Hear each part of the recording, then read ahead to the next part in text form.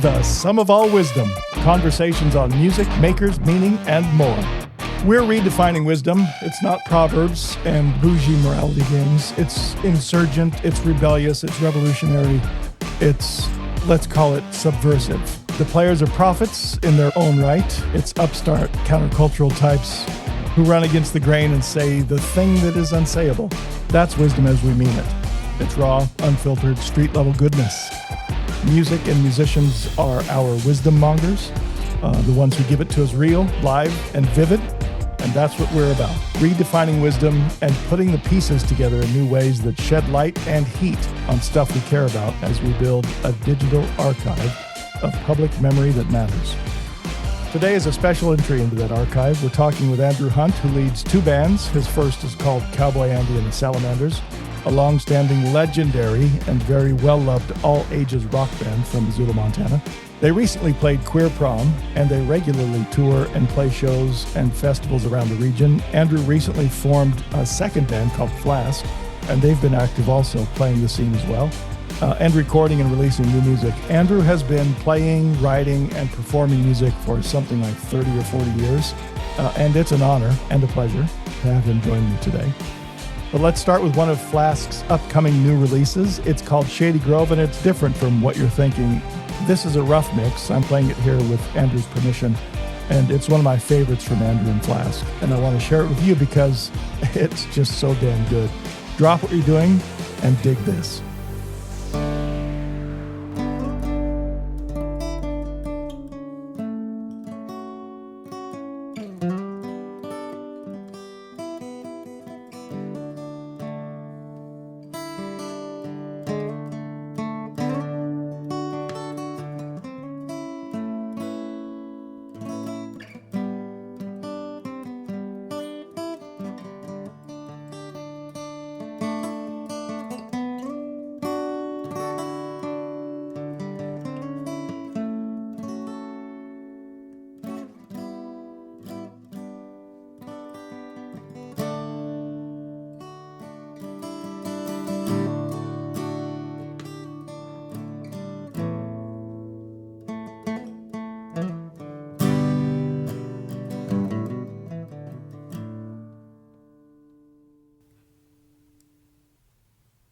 Ruthie woke up in Shady Grove, day 1274.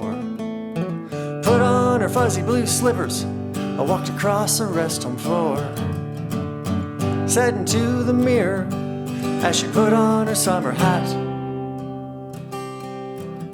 I'm gonna see the ocean, and she stole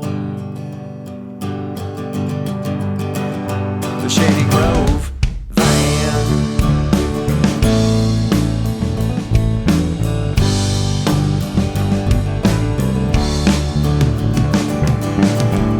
coma after 2 years and into traffic jams, leaving Wichita, Kansas, headed for San Diego Sands. Takes a lot of unleaded to make that shady Van Gogh.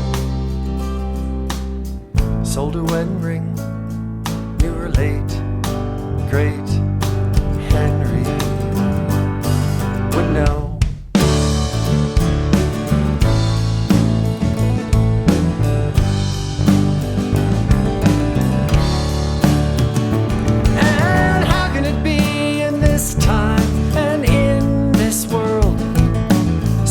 To see the ocean, save for one little flatland farm girl.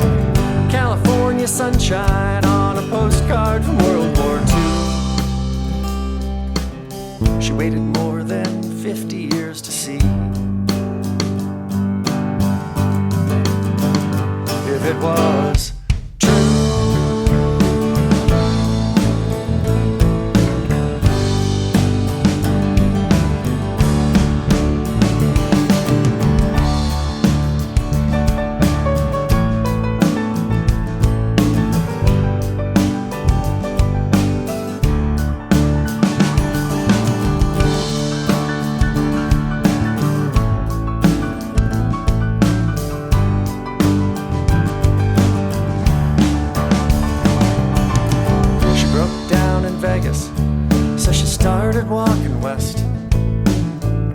the sands of Barstow, she stopped to catch her breath.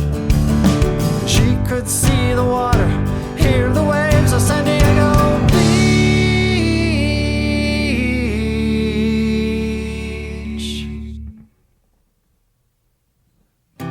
But in the desert, the ocean is always out of reach.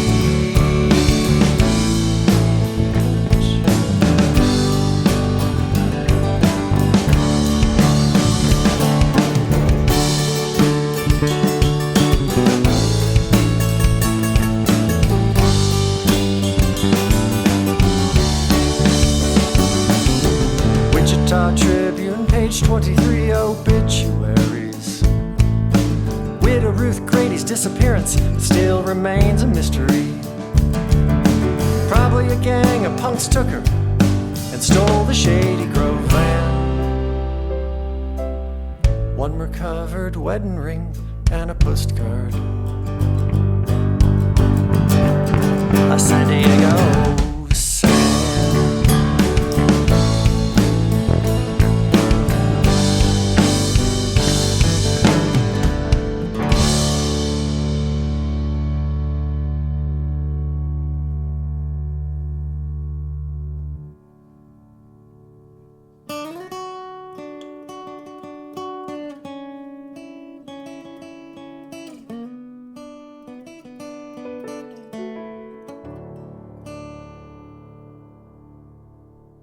All right.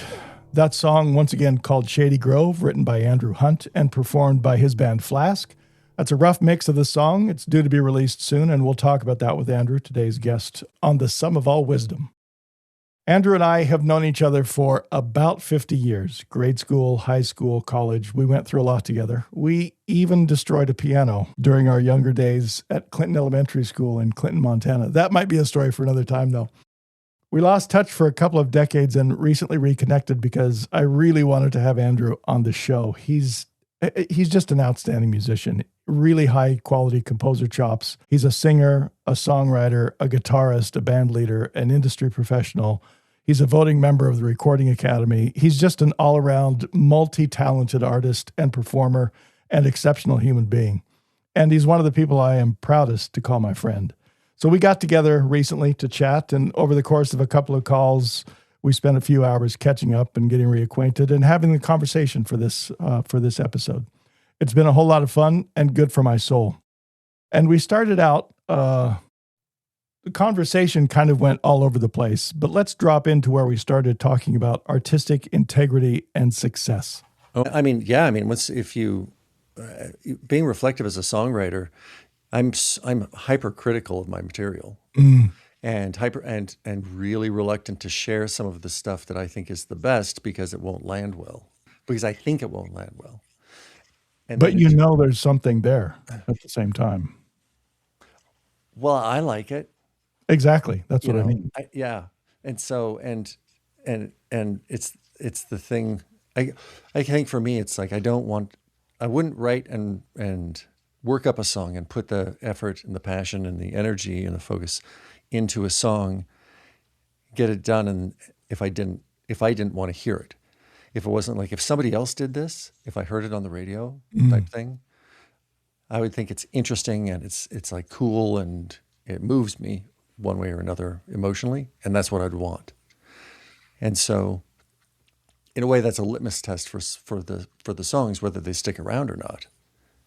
You write them on Tuesday, you maybe pull it back out Wednesday and Thursday, and if you aren't playing it still on Friday, it's gone. And it was just like, What's the rationale for the not playing it on Friday? Is that I don't like it anymore, or is that I'm not seeing the reception that I want? It's all internal. It'd be like, well, if I'm not excited about it after 3 days, and remembering it, and trying to work on it or enhance it, then it just didn't have legs. I don't know if you know who there's an artist in Pittsburgh named Bob Qualters, who I got to know really well. And he's a very unique, very specific artist, really does a lot of textured stuff. And I spent a lot of time in his studio when I was out there, and I've spent a lot of time with him since. Every time I visit, old school artist, and it was the first time that I actually realized how many different drafts of a painting that he would do, because there was the same, there were sketches and then just, 18 variations on canvas, all just like laying in piles all over his studio. And then the big one that he's working on currently. And there would be something about that final, he would just keep doing it and doing it and doing it until he got to one version where he hit some sort of a tipping point where it was okay. And then his problem was he couldn't stop. And he just kept, once he had one that was good, that was like the keeper, he didn't know when to stop adding to it. And he would come, and that was his comment. He would kind of complain about it. He'd be like, and talking to himself as he was up there, chiseling with the, like, oh, okay, Bob, it's time to stop. Yep, nope, don't do, you can't take that off, do too much. And painting over things that he did, 5 layers, and because his textured stuff is just really cool.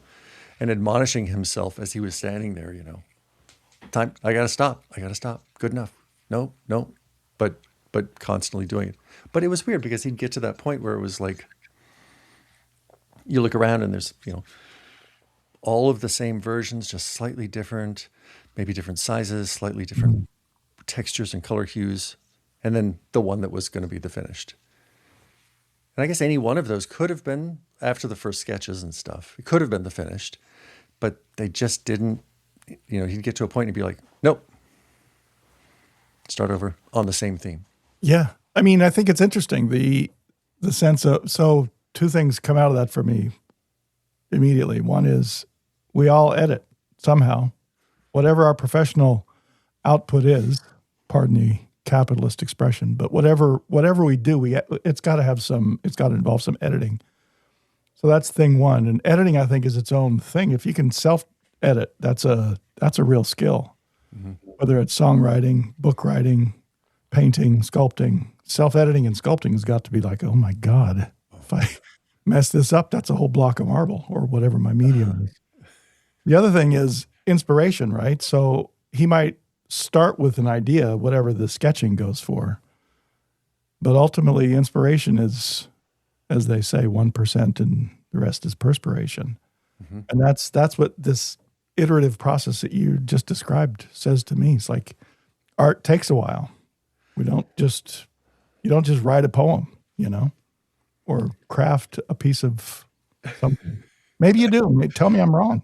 Well, I think some of my favorite songs over the years are the ones that, and maybe it's when I was in high school, I was in speech and debate, and I did we do that together? Were we in it together? I did speech and debate one year. I don't remember who else was in it, but I did my presentation was on rats and how they were going to be the only survivors of the nuclear holocaust that was coming under Reagan, we assumed. Yeah. They're going to fuck up all of our Sundays, right? It was going to be rats and roaches. Different bit of doom there. I'm sorry, I digressed. That's okay. No, in speech and debate, did you do it at Hellgate with Vance Allred? Was that your coach back then? Do you remember? Oh my God, I have no idea. Oh, Vance Allred was just one of the best people I've ever known. You find those teachers, those people along the way who are unique and just stepping outside of the mainstream, and they usually don't last very long because beauty can't survive in a toxic environment. But in speech and debate, what I pursued was impromptu because I kind of thrived in it. I did thrive because I was successful. I went to state and all that sort of thing. And so that idea of like, okay, here's a cartoon. You have 3 minutes to look at it and come up with a 3 to 5 minute spiel. And back then, I've judged speech and debate since, and they've kind of changed the rules, and it's much easier now. And the speakers get a timer, but back then you didn't have a timer. You just had to just feel what is a 3 minute to 5 minute. Oh wow, that's great. Yeah, if you didn't make the 3, you were in trouble, but you didn't have a timer. Now they give them timers, and it's different. Yeah, I remember the first time when we were practicing impromptu, and I made it to the 3 minute mark. That was the hardest part. Making the 3 minute mark was always hard, which is, now that I'm thinking about it, it's interesting because the parallel between the fact that I was successful at that and really enjoyed the pressure and that format. And then I look at a lot of the songs I've written. When I first had my first 4-track and I was living in Alaska and just turning it on with a guitar and one, which I thought was a great mic, but it was actually just a cheap mic. But it was great because I spent too much money on it and I didn't know anything, and I still don't know anything about tech. And the 4-track and my acoustic guitar, my Ovation, and just playing and just maybe working on a song. But the best thing was when I was working a song that I had written, and then after, when the tape is still rolling, just kind of noodling and getting a feel for something, and then just like hitting an open G and open the mouth and just start singing. And then just play and sing and just make it up. And there's probably a dozen songs from that time that are still keepers in my catalog that were just, that's it. And no edits, no changes, just that's it. And the band plays them now, So when I'm doing big songs for Flask especially, but for the Cowboy Andy and the Salamanders too, in the studio, that's when my editing mode goes really into overdrive, when it's going to be that final. And that's when I'm kind of like the artist. I don't know when to stop. Like I will just kind of keep adding, oh, let's do another layer of guitars, or the distortion doesn't sound big enough. So let's do the Marshall, and things that I know nobody can hear, and I can't even hear in the final. But I want to include them in there, even if they're not. Even if nobody knows, even if they're not there. I do. I know exactly. I'm a hard editor. Do you have sections that you look at wholesale and you're like, this is really good, but it doesn't fit? Oh, all the time. Yeah. Do you take those and then put them somewhere like, well, I want to come back to this because there's something there that I want to use at some point? I do. I have folders that are filled with exactly those kinds of cuts. Like I know there's something in there. I got to spend some time with it, extracted from this other thing that I was thinking about. I rarely, if I'm honest, go back to them. That's it. Yeah. That's the voice memo on my phone. It's got 1,000 clips of awesome stuff that I'm never gonna I just don't have time to go back and. There's this one progression that I've been working on the piano for literally 25 years, and I'm like, this is really great. And unfortunately, like you were when you mentioned 12 tones and 6 billion songs, there's only so many variations and variables. You feel like there's a finite amount of music that can be made and created until you make something that's like, how many 1-4-5 songs are out there in the 50s and 60s? Like almost all of them. Almost all of them. But there's something about and it's very individual, but for me, there's about 80 of them out of the tens of thousands that I've heard that are really good. And of that, there's like 6 of them that are just like, yeah, that's desert island music that I wouldn't want to be on a desert island without Folsom Prison Blues. Because it's just such a great song. It's perfect. And it's 1-4-5. And it's so simplistic but yeah. I love the fact that music can do that. I mean, that's it. That's the reason music does it in so many ways, right? Whether it's chord progressions and the way that sounds and works for us, or layering words on top of that line, or finding the right chords in that 1-4-5, right? It's not just majors, not just minor. It's how do we what's the tweak? This is so your nuance, the nuance conversation that you're talking about with the mixing, right? Finding, is that enough distortion? Is that the right distortion? I think even if it seems like I can't hear it, it matters, at least to you.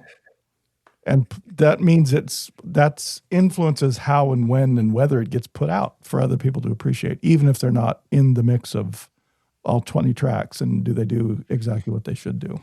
Yeah, totally. I find it's especially true when we're doing covers with the bands because there'll be, when you go to do a cover, you have the choice. You're either going to do it just like the original, trying to like a one-to-one, or for me anyway, the way that I approach covers, either try and do an exact cover or change it to make it your own so that it's still mostly recognizable, so that people in the crowd, they get it, but you enhance it in your own way. Kind of like Nick Cave did with like Kicking Against the Pricks, that album, and Susie and the Banshees did it with Through the Looking Glass, and just take standard songs and just warp them into your own. Yeah. And I love doing that. But when we do that, what I find is that there's little bits in the originals that I hear disproportionately louder or more exaggerated than they actually are in the original. Why is that? What is it that stands out for you? I don't know. I was trying to, the other day for funsies, I was playing, I was trying to learn Cheap Trick, I Want You to Want Me. Okay. Because the guitar sound of the lead guitar on that song is so good. And the solo, It's signature, right? I mean, it's like, it doesn't matter. That's Cheap Trick. yeah, Even if you don't know who they are, you will recognize that song. right. And the whole thing, like on that one, I've heard that it's a studio cut. They just put crowd noise on. They may have recorded a version of it live, but then they kind of took that live version back in the studio and they just re-recorded everything, and then put the crowd noise in and stuff. I've heard that. I don't know if that's true, but I wouldn't doubt it. I wouldn't either. If you're just trying to produce a great single, that would be the way to do it. It would be, pardon the pun, a cheap trick, though. It would be a cheap trick, but a darn good, darn good sleight of ear trick instead of sleight of hand. But there's just little elements in that song that happen with the lead guitar, just little licks in the background that when you're looking at the actual output decibel, where is it sitting in the mix? Very, very small, like hardly noticeable. But in my mind, because I heard them, I elevate them. You know who this reminds me of, Andrew, if I can be honest? Tom Waits. Okay. He's a favorite. I mean, my God, I can't live without Tom Waits. But when he does something by someone else, I'm thinking of that Disney album, Stay Awake, and he does the Dwarves, Hi Ho, Hi Ho. Uh-huh. He takes that and makes it 100% his own, but you can hear in his production the things that you're describing. This is what stands out for me, right? And I think a lot of it is in that particular tune, industrial, right? So he's reflecting on not just the industrial sort of nature of mining, but also the sort of, for me, it's the ethos of essentially capitalism, right? Driving these guys into a hole to deliver wealth to somebody, probably not them. Mm-hmm. But the soundtrack of industrial sounds, banging and clanging, and he does that so well. And I think for him, it seems to me, I'm hearing in his music the kind of thing you're describing. It's like, oh, that needs more of an emphasis. Totally. His work on Sea of Love, when he did the cover of Sea of Love, Please. it's the same. It felt it was sort of the same thing, where he went in and he found this sort of desperate, driving soul of the song. Yeah. So that it wasn't like the Honey Drippers. Remember the Honey Drippers? Like that. I do. There's like, oh, so big and lovely. Don't throw Plant under the bus. We'll have a conversation. An artist who I don't personally like their catalog, but have a tremendous respect for the artist. Yeah. Like, so there's parts of it, but to see him, but it's like, yeah, not really my thing. It's a lot like a hip hop artist and things like that. It's like I was never a really big fan of the Beastie Boys, but just had immense respect for what they were doing as musicians and things like that. I didn't listen to them enough to fall in love with them. I was listening to The Cure, at the time, or REM. I DJ'd a wedding one time for a good friend of mine. and his whole family was there. Obviously, it was at a cabin near Flathead Lake. Beautiful setting. We're looking over the lake. It's just a really lovely place. Came down to, the post-nuptial ceremony, celebration, and we're just doing our thing. And he's like, put on some Beasties. So I put on some Beasties. I don't remember what I played. But his grandmother, who was, I think, 87 at the time, was out there. I mean, she brought it to the Beasties. It was one of the best things I've ever seen in my life. She was having such a joyful time. And I was like, you know what? If 3 kind of knuckleheads doing this stuff can get everyone from the 3-year-olds to the 87-year-olds out there shaking it, hardcore, and having fun, that can't be dismissed. Oh my God, no. Yeah. I don't know if you ever get this feeling. I get this feeling sometimes when I look at artists that I really respect. And you think about, I usually go back to like the Beatles or Pink Floyd. When I think of the Beatles, and it's just like nobody can touch that. Like they're just so great. They're just so amazing, their catalog and stuff. But then to go back to, well, those are just 4 guys. That's just a 4-piece band. I mean, yeah, they had obviously other musicians and stuff and they had access, which I think for a musician, this is like a stream of consciousness conversations. Yeah, sorry, I'm just going off. As a musician, that access to technology, access to support, access to mentors is so important at some point. And the Beatles, like they put in the 10,000 hours, that whole concept, which they totally did. And they had chemistry and they had genius under, the unpolished stones that was within them from their own personal dysfunction and trauma and life experience and joys and stuff. But, but to see them sometimes, like I remember I've seen Paul McCartney a couple times in concert, just to see the man, just to see it. I wish I would have been able to, John Lennon, I would have loved to have been to a John, just to been in the same space, to breathe some of the same air. Yeah. And feel that. But they were just 4 guys in the end. They're just 4, Tom Waits is an artist who collectively, Oscar, my son who's in my bands with me and stuff, and we just talk music all the time and stuff. There are some artists that you just don't cover.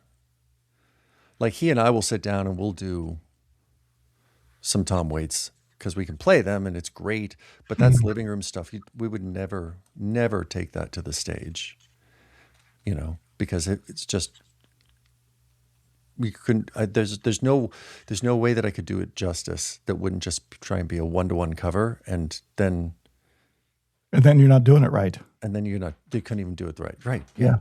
Yeah. I mean, you're not doing the cover right. In a Tom Waits ethos, you can't just do what I do. If you're going to cover me, you've got to make it your own thing, and it's got to be better than what I did in some sense. Right. And he's one of the few artists that it's like, I just can't hear it any better. Exactly. Yeah. So it's just this, okay, it's just there. Old 55, when I first heard that, it was on the radio, and it was the Eagles. I was like, oh, that's a quaint little ditty.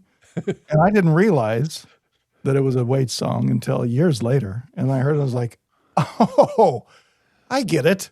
I see. Glenn Frey, nice guy, don't have anything against you, but you guys did not do this. You shouldn't have done that. For me, anyway. Yeah. I'm a huge Johnny Cash fan. When I was little, I wanted to be Johnny Cash. I thought that you could grow up to be something like, I was like, well, what do you want to be when you grow up? And I was like, Johnny Cash. That's who I want to be. I just want to be Johnny Cash. And when Rick Rubin, who, because of the Beastie Boys, I have mixed feelings about, did the whole kind of let Cash reinvent himself and really was a champion for Cash. So I have mixed feelings about Rick Rubin because that was a kindness, but also a huge commercial success, which for Rick Rubin, I guess, is kind of the way it is, which is okay. I mean, that's the unexpectedness of what Cash did with those records, the whole American series, right, was so revelatory for me. It's like, oh my God, whoever cut this guy loose and let him do the things that he's probably been wanting to do for 40 years and said, just take it in the studio and do it, John. Yeah. And then to come out with those records was inspired for me. I was so appreciative that he had the opportunity to have that voice and kind of walk away from the Branson, Missouri and that soured Nashville crowd and just do the thing. And he was so honest in that music. Yeah. I had tickets to see him, and I was in Seattle, and he canceled. And it was the first show, I'm told, again, I was told it was the first show that he canceled that he never made up. So I still have the ticket stubs, that my chance to see Cash, and like 2 weeks before, it's like he canceled. And I was like, oh man, that sucked. But That was right close to the end too. yeah. But the thing about those albums, I listened to them obsessively just because there was so much there was that authentic singer-songwriter part of it, that as a singer-songwriter, to chase that, just to try and capture that sound of a guitar and a voice in that quality of a studio. And it kind of goes to, again, access. How do you make that sound? Well, you got a $10,000 mic, and you've got a $1 million board, and you've got, it takes, to capture that takes. And you've got a room with the right acoustics, and you've got a team of people who are putting it together for you. Yeah. And watching everything to make sure that there isn't any squeaks and groans and whatever we don't want. And that those things that are the squeaks and groans, that they're left in intentionally. But then you also have Cash, who's got a lifetime of service in the music, of creative service. So I was listening to those, and then a friend of mine one day, I was like, I was playing them, and my friend was like, God, I just don't get this. This is just like karaoke. It's just Cash singing karaoke. No. And I was like, but what I did is I took a step back, and I was like, okay, is that what that is? Or is this Cash actually taking the covers and making them his own? And it was like, well, some of the choices that he made, I wouldn't have made. But then some of the choices he made, I'm so glad that he did, to cover them. And as that series of albums went on, there were fewer and fewer gems in there, and more like, oh, well, let's just do this one. Okay, Bridge Over Troubled Water. It's like, that's a pretty good cover. But I don't think he Cashified it. I think I can definitely see the karaoke in that. Yeah. And I agree with you on the later albums, less inspirational. Yeah. But what do we expect from our heroes? What do we expect from these artists? Like, we expect every one of them to land, brilliant. And it gets back to, like, he's just a guy. He's just a guy who's had a weird ass life. And this is what he does for a living. So cut him some slack and be like, oh, that's cool. Every one of, every album can't be Dark Side of the Moon. Every single can't be Purple Rain. It just can't. It can't. What a boring world it would be if that was the case, if everything was as good as the last thing. Yeah. You'd never have anything you anticipated. It's just going to be, I don't know, good. Right. And at some point, all that good just becomes boring. Yeah. Welcome to generative AI. Everything is just slightly better than the last one. It's like and as a songwriter, that's an unreasonable expectation too. And I find as I age, it gets harder and harder to write songs that are as gritty or real or abrupt emotionally as when I was younger.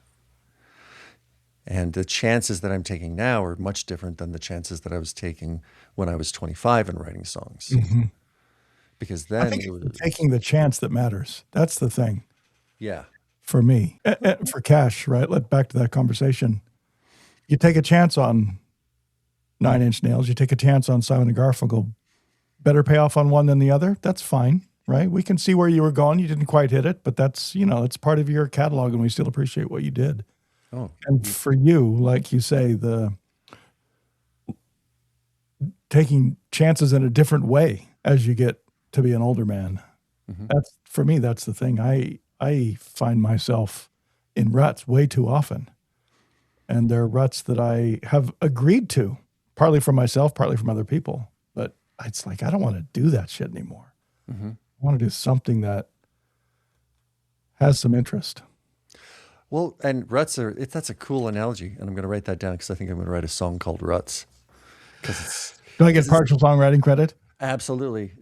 The date down there. Because ruts and rust, because there's from a, just from a language standpoint, there's a lot of cool stuff that you can do with ruts and guts and rust. Oh, you're not kidding. And dust and, that goes. But ruts are helpful because, if you're on that cart and you get tired, it's like cruise control. It's like the automatic driving, you just put the wagon in the ruts.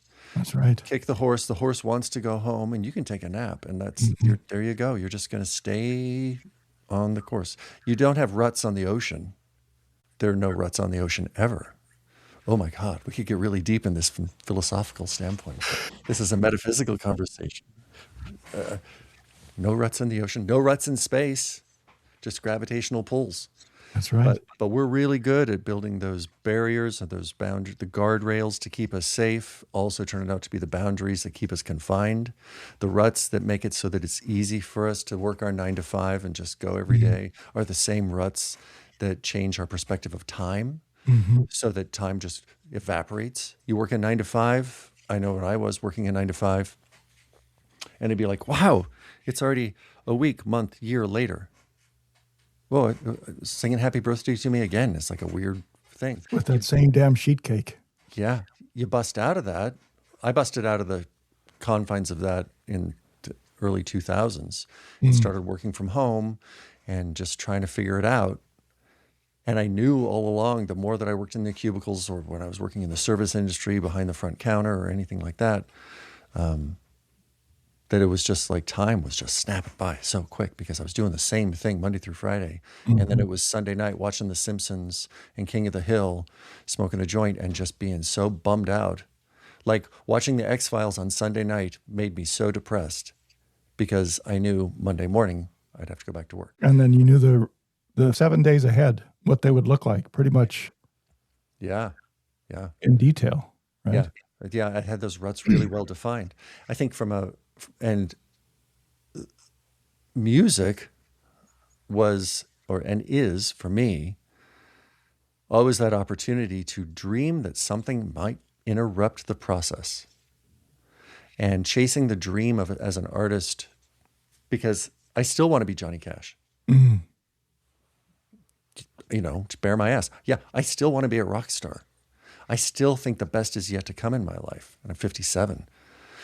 Because I still have songs and I still have voice and I still have the desire and the drive to share that and to experience other people's music.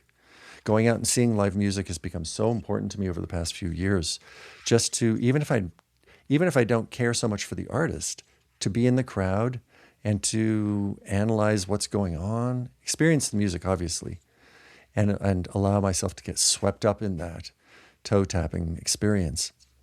But then also just to observe how people are interacting with the musician and the musician's interacting with the crowd, and dissect it from an artistic standpoint. And I walk into a venue, the first thing I do is I walk up to the stage and I'm like, okay, well, what are they playing? Okay, they got the amp, pedal board. Oh, I got that pedal. Oh, I don't know that one. Or they don't have any pedals. They're George Thorogood. And they're just like, plug it in and play, stock. It's like, I'll make my reverb. Yeah.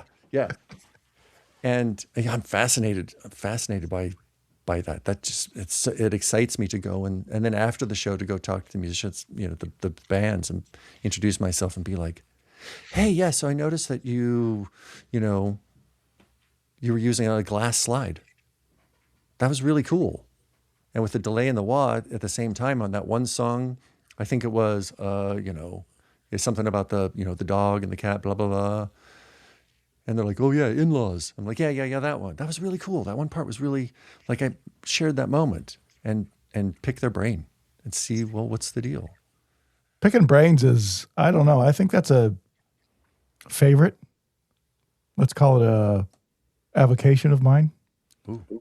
I love doing that. This is why, one of the reasons I do this podcast, right, is I want to pick people's brains about what they do. And back to the ruts conversation. I was talking to a classical pianist. Her name is Daria Vasilova. She was on a previous episode. One of the things that struck me talking to her was, I saw her in performance, and she's playing Alexander Scriabin, which is really interesting atonal music, the stuff that she was playing, some of his later work. And she's doing it all from memory. So she played more than his stuff, but she played, I think, 5 different composers that night. And all of it from memory. And so I asked her, memory? Those are, lots of pianists work from a score. And she's like, scores kind of, I'm paraphrasing, these are not her words, but scores kind of box her in. She prefers to play from memory because she can inhabit it so much more that way. And it's riskier, and that's what she wants. She doesn't want to feel safe. She wants to feel risk when she plays. I think that's genius, and exactly the same kind of thing. I don't want to live my life in this rut. I need to do something that feels a little bit challenging, at least. Yeah, I'm not technically as a guitarist. I've never been gifted with being able to. I never took guitar lessons. I taught myself. I used to sneak my dad's guitar out of his room and hid it under my bed, and had an old Johnny Cash songbook, and that's how I learned to play guitar. What was the first song? It was Wreck of the Old 97. Well done. Yeah, and still one of my go-tos. But and of course, I learned to play guitar because my girlfriend in high school was going to see the local bands, because the Missoula scene then was just fantastic, and I was jealous. Oh my God, Jay's upstairs and the Top Hat, and I don't even remember all of them, but that place was so rich. Yeah, and there were little venues everywhere. There was like in the basement of it's a pool hall now, and there was crickets, and there were just so many different places. The Elks, the Moose, back then. I think I saw Fugazi at the Moose Club when they came through. But I was jealous because she would go with her friends to see, Damning Flaw and Einheit, which was the precursor to Silkworm, and all these cool bands. And I was taking piano, and I was singing in choir and stuff, but that was like, it was literally like the to get chicks thing was what I was like, started to play guitar. And then once I got the calluses and figured it out, then it became start to write songs. And then it became a personal relationship. Then it became about expression. Yeah. Do you think of yourself as a storyteller in your songwriting? Yeah. I think my best songs are definitely story songs. I love that aspect of story song. And how much of you are in your characters? Are your characters you, or are you fictionalizing you, or is it all sort of, or is it a mix? And maybe not every song is about you, but what's the sort of relationship between your experience and the songs that you write? I like, I think you and I talked, I'm like Richard Thompson. I'm a huge Richard Thompson fan, and Robin Hitchcock are two singer-songwriters who are huge influences, and Loudon Wainwright III also with a Richard Thompson mix. So for me, I think it's probably 50-50 between the characters I write about, the characters I create are not me, and then 50% are me, true life, or a variation. I've written a few songs that are really violent about guys who kill their girlfriends, murder songs. I've written a series of murder songs, and I always like to write them, in the juxtaposition with the music completely in contrast to the story, because I think Buoyant and happy. Yeah, it's something like a Sesame Street song. Yeah. La, da, da, da, da, da, da, about a guy who's, not good, who needed help before an event. Anyway, you're in a good lineage there. Speaking of Nick Cave, right? Murder Ballads is. Oh yeah, that's top 5 for my Desert Island records for definitely sure. Yeah, or and stuff like Cash with Delia. It's Exactly. like Yeah. that's some dark stuff. I mean, he's got a Long whole. Black Veil is a dark song. That's right. You He's know? got a whole catalog of murder ballads, essentially. Sam Hill, right? All of that stuff. Oh, yeah. So I guess maybe I shouldn't feel so bad about the fact that I write the material, that the sort of, I because mean, you have to, in my opinion. The full range of expression, we have to be allowed the full range of our expression. And it's going to push up on things sometimes. And that's when we have a conversation. Is it too much? Well, let's talk about that. Who defines it? Why is that particular thing pushing against that guardrail, as you said? yeah. And what do we need to do next? And what's weird Besides is, tamping it down, besides, cutting it out, besides censoring. yeah, I wrote a song called Brady Bill, which is about, do you remember the Brady Bill? I do. Yeah, of Yeah. course. But I don't think many people today realize that we had that for a while, and that it was really successful to keep people from spontaneously, or falling into that, like getting upset, going and buying a gun, taking the gun, killing someone. It's like that happens way too often. And that was really let's call it the apex of any American effort to do gun control, right? And there's been legislation since then, but at a national level, that was the best achievement that ever got done, in my Yeah, opinion. I think that there were what they had for a while on the assault weapons ban was going in the right direction. And Reagan did that in California, but only after the Black Panthers started to walk down the street with an open carry. Not for the right reasons, Ron. Right, exactly. So I wrote a song called Brady Bill because I thought I was living in Alaska at the time, and the Brady Bill was still in effect. You had to wait 2 weeks to you could buy a handgun, but then you had a 2-week waiting period to pick it up. And so the song is just about a guy who does that, takes his paycheck and goes and buys a gun, and then stews for 2 weeks, then gets the gun, and then goes and kills his girlfriend and her lover. And I've gone back and forth on that song over the years because of the violence towards women specifically, Right. and becoming kind of aware of that, and for a part of my life, I looked at that sort of material, like the material like we're talking about, the Cash and Nick Cave and these murder songs, and I was like, man, that's kind of not cool. It's not cool to have art about murdering women and violence against women in that way. And then, as an artist, I kind of went to the next level to give myself permission to say, well, yes, but it's a story song about a guy who's in trouble, and actually the whole point of the song, and the reason I called it Brady Bill, is to say, and I was really justifying to myself, that this is a thing to sing about. This is a thing to look at from a creative standpoint and to have a discussion around.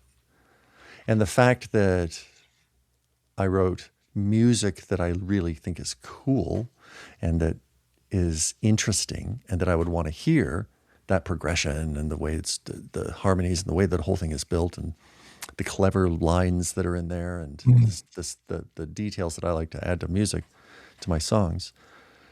Then I kind of came back around to being like, well, no, I think this is a song I could perform and record and it'll be okay. And You're not advocating that kind of violence. You're inviting a conversation, right? And for what you've just described, what stands out for me is the stewing for 2 weeks. Like, we have an expectation that if I can't have access to my gun for 2 weeks, that's going to somehow stop me from doing whatever I bought the gun for in the first place. It's like, I don't think that's how, I don't want to say human nature, but let me say American capitalists. I don't think that's how we work, right? If I have a grudge, we can see this quite plainly today, I'm going to hold that grudge until I am satisfied that my grudge has been, the retribution has been satisfactory. And so Americans, I can't remember a time when we talked about how do we deal with the grudge and the persistent for lack of a better word, animosity or hate that we feel oftentimes towards others, whether that's based on something like gender or race or sexual orientation or whatever, or if it's just because I think you done me wrong and you need killing. Whatever the rationale, we don't talk about that stewing. Right. We don't have the rational basis to talk about that, in my opinion. There's so much in our society that's off limits that is only that we only allow the conversation through art. And and for me, because music is so important and so integral to who I am, and has such a strong influence on me. When I'm down, I want to hear down music. When I'm joyous and celebrating, I want to hear joyous music. And it's like MSG, it's just that, you add that spice and it's this plus. Yeah.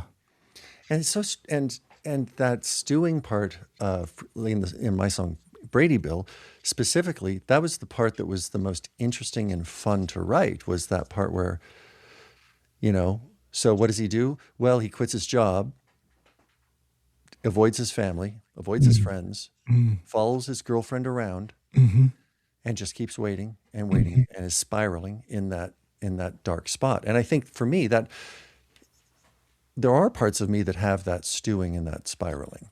So it's a story song, and am I the villain? No, but do I understand what they're experiencing? Totally. Have I experienced in my life periods of jealousy that are harmful to me and harmful to my partner and harmful to my friends? Yeah. White American male. Jealousy is one of the tools that you're given right out of the box. It's one of those acceptable responses. And violence to stop the jealousy, to put an end to what I feel, right? Right. Yeah. Permission for that is all over the place. Right. And I think it's thoughtless on our side. And so for me, exploring that theme and writing that song was personal catharsis, because I explored it. And every time I sing it, I kind of think about it, and I think it's kind of funny. I think the song is funny. But for me, it's funny on so many different levels, because it's also me remembering that night in high school when I was like jealous and blah, blah, blah, and being like, that was crazy. Oh man, you're so little. You just didn't know anything. Had no idea. You had no idea, but you had all of the capacity to act as any other member of your species. And you were so fundamentally confident that you were right in feeling the way you felt. Absolutely. Total justified. And everything on the radio in the 80s was all about the girl broke my heart. Yeah. God damn her. I'm so mad. You went off with the other guy. Aerosmith's entire collection is either I'm the best or fuck you, you're the worst. It's like, yeah, that's awesome. And speaking of violence against women, I was just editing a theology book this morning before we got on this call. And one of the lines is straight out of the Bible, Sirach. The translation goes something like, and Eve brought this upon us, and because of women, we all die. It's like the hate, the pretense, it just boggles my fucking mind, excuse me. Oh yeah. Yeah. So I do express that in song. I also have one of my favorite songs that I've written is called Shady Grove, and it's about a woman who's in a nursing home who wakes up and decides to go see the ocean. And to me, that empowerment and that freedom, where she's just like, yeah, I'm old. Well, fuck it. I'm going to go do. And so she does. And it's her story of going. And so that's from a story song standpoint, that was a hard cut, by the way. Let's go from murder to, let's talk about something else now. The story song thing is, I guess maybe all of the characters that I write are part of me, because I want to have that. I want to be the person who wakes up and goes, oh, wait, there was that thing I was going to do. Oh, I had a dream. Oh, I was going to do that thing. Well, I'm going to go do that now. Devil may care. Here I go. That would be something that I would want to have I would hope is a part of me too. The helix of your experience written into a song, even where that experience is, obviously you didn't go out and kill your partner. That's not what you're talking about in the song. But the helix of putting that in and connecting with people who feel something similar, right? This is the connection that we can form through music. Yeah. I think I recognize in what you say something that I feel, and the invitation to feel it but not act, right? And to begin to understand what my options are in feeling this thing that I feel. I think music has more capacity than probably any other art form to help us through that kind of thing. I don't have to be an asshole, right? This is the take home from songs. It's interesting. I think of artists like Hank Williams. It happens in I find it in surprising places. Like, why was Hank Williams so popular? And we're listening to the music now, and like, this is really good stuff. I mean, there's some genuine authenticity to what's going on here that I think everybody could relate to. But at that time, the things that he was singing about, and again, it was mostly heartbreak, you done me wrongs, or I love you so much, let's go have funs. But how did that connect with the audience at the time so deeply? And I think it's because he was able to put, even if he didn't write the music, or write all the songs, put himself in that place.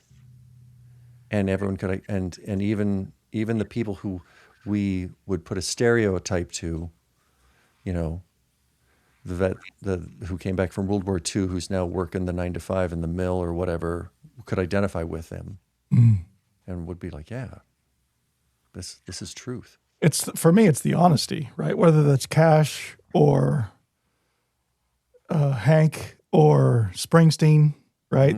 Same lineage of, these are the people that are responding to this music by and large. And what do they bring? They bring honesty. It's like Hank brought his pain, real pain, to the expression of the content of those songs. I think that's what triggers it. And then it becomes, for me, I mean, I like Hank Williams Jr., not nearly as much. And he's later in his life went down a path I wasn't willing to follow, but it was caricatured. His dad's thing was caricatured, not just in his performance of it, but the audience, the songwriting, we're making it bigger and worse in some kind of way with the emotion that's being conveyed. I think that it begins to sour for me a little bit. And then you have somebody like Cash pick it up and like, let's retell these stories in a different way that's a little bit more honest. Yeah, and it's from when I get it cycles back to that idea of like, well, the Beatles were just 4 guys singing songs. Were they, Cash is just a guy or was just a guy. Mozart was just a guy. Tom Waits isn't just a guy, but he's just a guy. I don't even know how you characterize Tom Waits. I know, yeah. To the privilege of being on the planet and breathing the same air as David Bowie and Tom Waits and Prince and Aretha Franklin. Oh my God! It's like we're living in the time of legends. Yeah. When we went through a technology dump that enabled us to record and share and hear and embrace elements of our fellow species that we wouldn't be able to. We get to travel to see art. You can see the Mona Lisa. If you have the resources, or Tutankhamun's tomb was on tour. Get to a big city and you can see these things. Like, we are the first generation, collectively speaking, that gets to share this with everybody else, and in a very immediate way. Yeah, and then, because I'm always a downer, you have Spotify, where you throw your singles out to, where theoretically anybody in the earth could hear and you could share your music with, and nobody listens because you don't have the right algorithm, you don't have the right marketing. The algorithms horrify me, whether it's LinkedIn or Facebook or Spotify, whatever they are. The shit that they put in front of me every day, not every day, I don't look every day, but when I do look, it's just god awful. Yeah. Like, what are we thinking? You know, my LinkedIn feed, Andrew, back to your point about generative AI, is I'm going to go out on a limb and say 100% not human authored. Mm-hmm. Maybe it's 98, but it's so rare. And what's worse is it's generative AI generated content about generative AI. It's like, I hate it. I love it. I use it. I don't use it. It's like, first of all, get off the binary. Second of all, get off the chat box. Third, get off of LinkedIn. You're not doing anybody any good. Yeah. I was talking, my wife Stacy does events, and I was talking to her about this the other day. I said, so, you know, pretty soon you're just going to go to your AI buddy, whatever, Claude or whoever it is, which, okay, it's there. And they're going to say, hey, we helped you put on this event this year, and we helped you do your social media posting, and we helped develop a calendar and stuff. And you're going to have it again next year. Do you want me to just take care of this for you? And you could say, yeah. And it says, okay, well, okay, see you next year. And it would, and as far as everything except the physical aspect of showing up at the event and the speakers maybe speaking their thing, which may or may not even need to be a thing anymore. Yeah, I can just take care of everything for you. And then I took it to the next step. Well, so it's marketing through social media or LinkedIn and stuff like this and sending emails. And who's responding? Who's reviewing those? AI. Mm-hmm.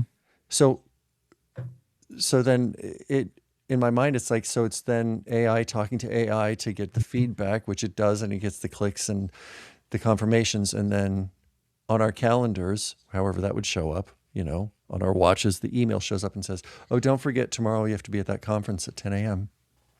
And then we just sort of, we go to the conference that's been totally generated by something outside of us. For me, I could never cut it at the conference. I'd show up and be like, why am I here again? I don't, you know, if I have to present something, part of the reality of throwing an event is I got to plan it. Otherwise I'm not invested. Yeah. I'm going to show up and I'm going to shank it, quite frankly. Yeah. And this is why I think live music is so important, and why I've found a bit of hope and optimism in the past couple of years with what's going on with Spotify and AI and all this stuff. Because when I do go to a live show and I see people with wooden wire on stage doing their thing, connecting with the crowd, shanking it, not hitting the notes, not hitting the solo, and which I love so much more than the polished stadium shows, which are, you know, Boring.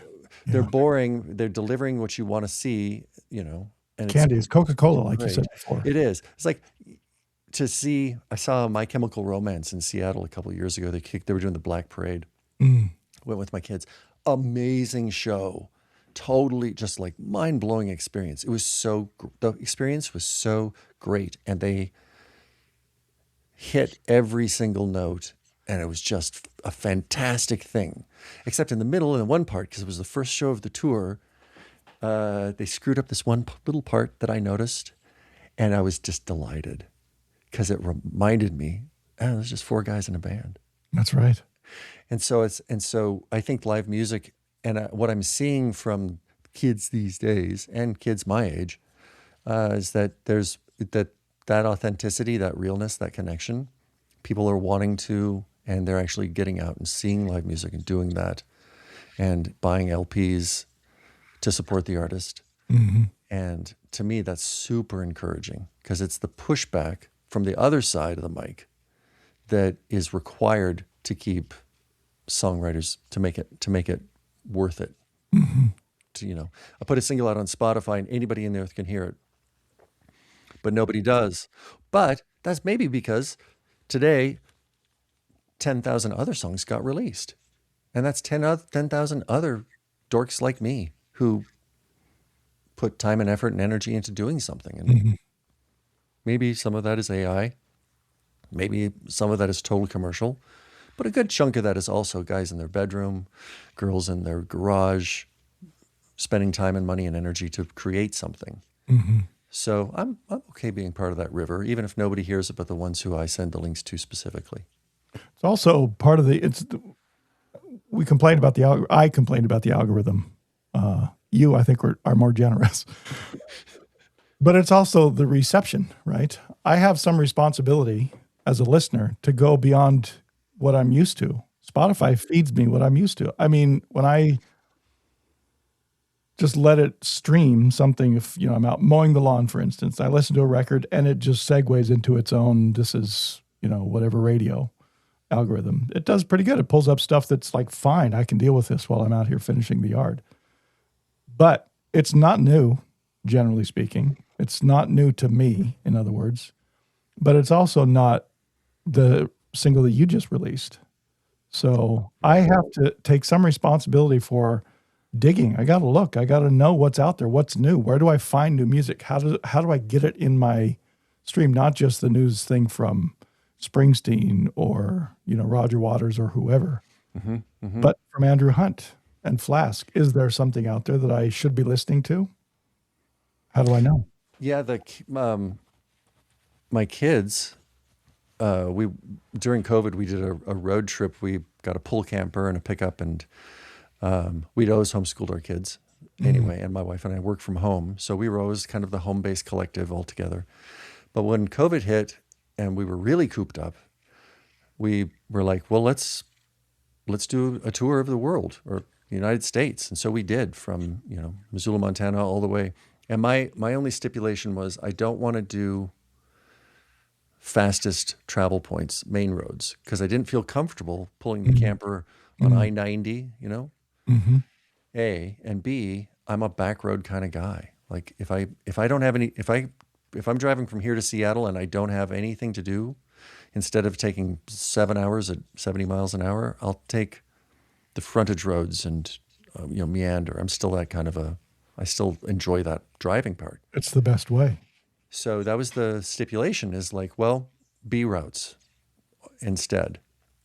So you see the backside, you see a lot of what the commercialization and the commodity of America they don't want you to see. You see the oil fields burn off. You see the power plants, you see the industrial egg waste, and you see the industrial farms. You see the mobile home lots where everyone lives and works, in small towns that were forgotten because the highway went the other way. And on that trip, my kids, we'd pass around, well, who get to listen to what? And they introduced me to new music that I would have never found. Tally Hall and Will Wood, and these bands and artists that then, you listen to that one song that and then Spotify takes over and it's like, and it just totally blew my mind and opened up a whole different world of music and influence for me. But it was accidentally concerted, to not be comfortable just listening to the Dwight Yoakam and, which I listened to for a few years, and then breaking out of that. And so it takes accident and it takes effort, but active listening. And sometimes, and I don't know about you, especially from the writing perspective, I don't necessarily always trust the audience. I can be really cynical about the audience these days. And as a songwriter, sometimes it limits what I want to show, kind of circling back on that, where I don't necessarily trust the audience is going to go with me on these voyages of things that I think are cool. I think like Brady Bill, right? Your song. Yeah. That's a hard one to put out. Even if you justify it in advance and explain what you're doing and make it clear that this is not advocacy, right? You're still putting it in front of people who are maybe not actively listening, maybe coming with their own preconceived notions, and they're going to receive it in a way that, maybe is not what you want. Yeah. I totally understand the like dropping this into a well of people who have a whole lot of opinions, and how are they going to react? That's a rough place to be sometimes. Yeah. And if you indulge me and go with me on this, and maybe you can, because I'd be curious about your take. The last single that we just released for the band Flask, which is my original stuff, that isn't the family-friendly Cowboy Andy stuff, was called Christians. I saw that release. Yeah, I saw the announcement. And the song, the full title of the song is Christians Shouldn't Breed. Yeah. So, and I wrote this, and I remember I wrote 4 songs that week, and this was the second one, and I wrote it as I was driving to work. I was in Anchorage. It was the middle of winter, 7-foot snowdrifts, and I was going to Kinko's, where I was an assistant manager, and I had a pad, and I was writing it with one hand as I was steering with my 2-wheel drive Ford F-150 truck that was just like all over the freaking road. It was awesome. But I just, it struck me, and I just started to write this song. So I wrote it. And it's a Bo Diddley beat, hand jive basically.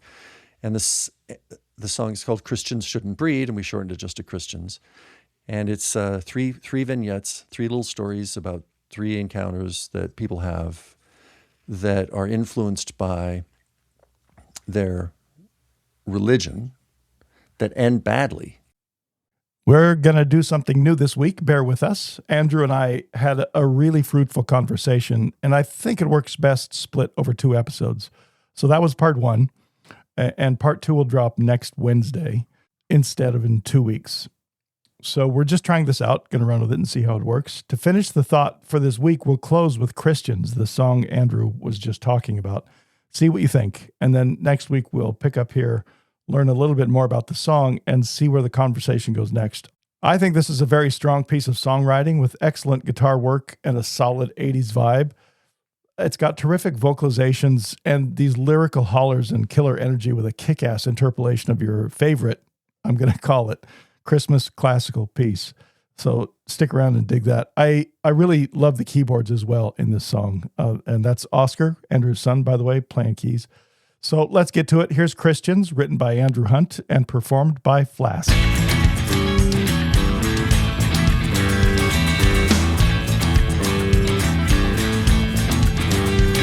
Well, she packed up her bags and came down from Connecticut, looking for a Rainbow Warrior male. He was fresh out of prison with only a passion for Cape Cod and religious paraphernalia. They met in Detroit, got a hotel. Shortly thereafter, it all went straight to hell. Which means Christians shouldn't breed.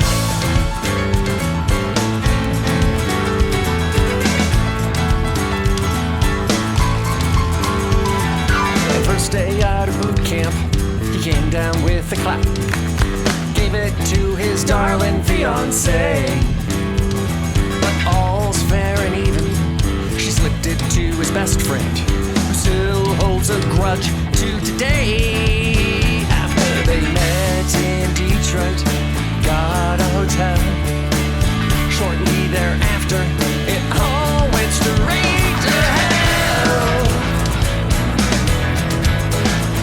Which means Christians shouldn't breed.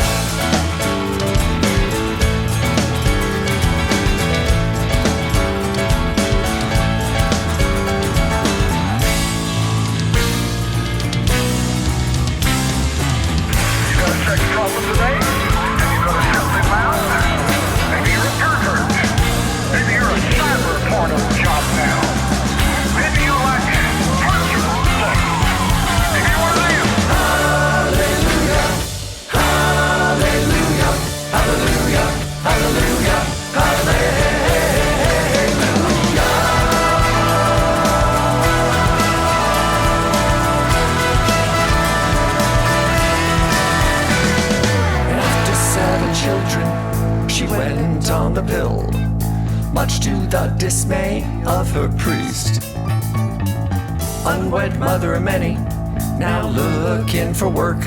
She'll pick up bottles, Christ, she'll change sheets. And she lives in Detroit, works at a hotel. Other day she told me, Andrew, my life's gone straight to hell. She said that means us Christians shouldn't breed.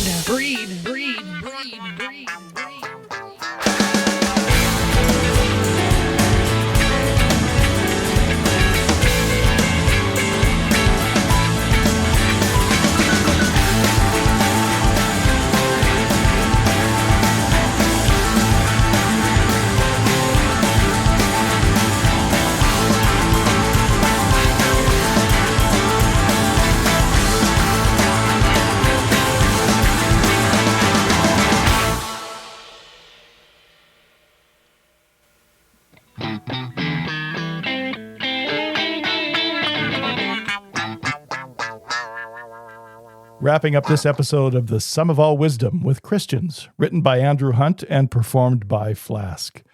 This one is out on Spotify, just released a couple of weeks ago, and it's linked in the show notes for you. Andrew Hunt was my guest today, and we'll be back next Wednesday with a special episode drop so that Andrew and I can finish our conversation. Thank you for turning us on, and if this conversation resonated with you, please consider sharing it with others, and if it provoked you, please let us know that too. And I hope to see you here next Wednesday. In the meantime, The Sum of All Wisdom is written, produced, and hosted by me, Dr. Scott Cady, released by Ravenna Studios, and distributed by Transistor FM. We proudly use Riverside.com and Audacity to record, edit, and produce the podcast. Thanks. See you next time.